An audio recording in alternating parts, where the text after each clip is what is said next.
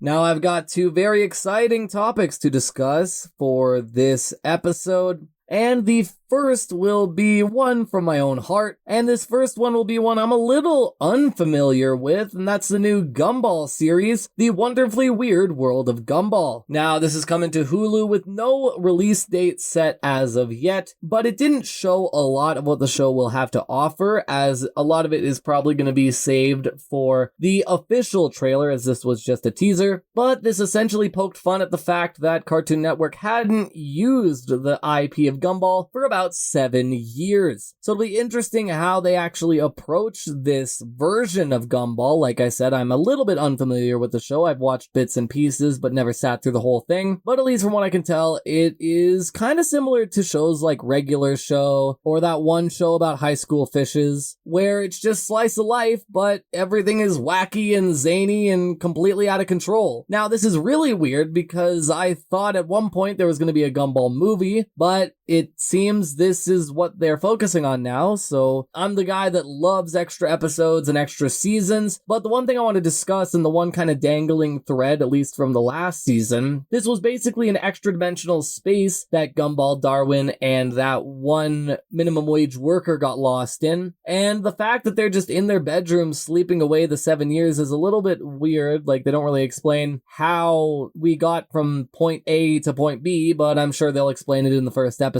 Now, the one interesting fact about this revival or sequel series, or however you want to call it, and that is the fact that they have both been recast for this new show. On one hand, I can kind of understand, as the original voice actors aged, their voices would change, and they may not sound like the same voices that they want Gumball and Darwin to be. And going with that, I wonder if any of the other characters will be recast. Maybe Anissa, but I really hope the parents kind of keep their voice actors because their voices are kind of iconic. Granted, to that same point, there's probably a couple people that could imitate those voices just as well. But it is very weird to get this kind of recast, as, at least in my history, I have seen other examples of this, mainly Bugs Bunny, where iconic characters have to deal with new voice actors trying to take on the role. In a more recent example, Rick and Morty. But at least from how it sounds, they sound pretty much the same. There's not really a big distinction between the voice actors, so I'm sure nobody's really going to be making too much of a fuss about this. But I will say the animation style stays exactly the same, being 2D in a kind of 3D world, which really makes all the other side characters that much cooler, because there's some that are 2D art, there's some that are 3D art, there's some that are CGI, there's some that are human. It is really crazy the amount and diversity of animation styles in this show, and with the title Wonderfully Weird World,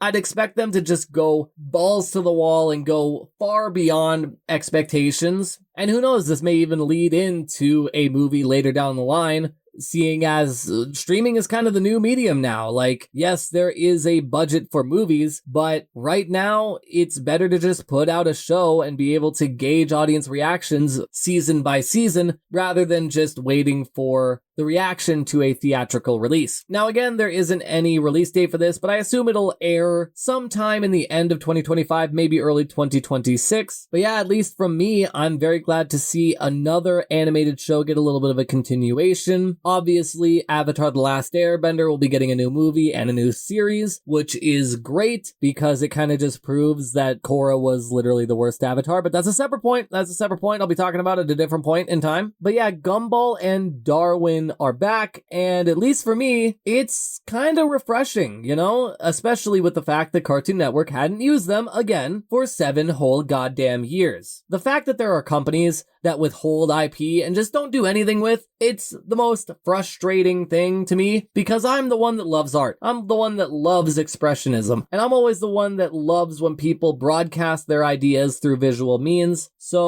But it is really nice to get this bit of refreshment with the Wonderfully Weird World of Gumball. I'm sure the old fans will love this, and I'm sure this will capture a new audience, and hell, it might even convince me to watch it. But at this point, I've pretty much talked about everything that's going on with how we got to this point with this new Wonderfully Weird World of Gumball trailer. But yeah, at this point, I think it might be time for me to send it back.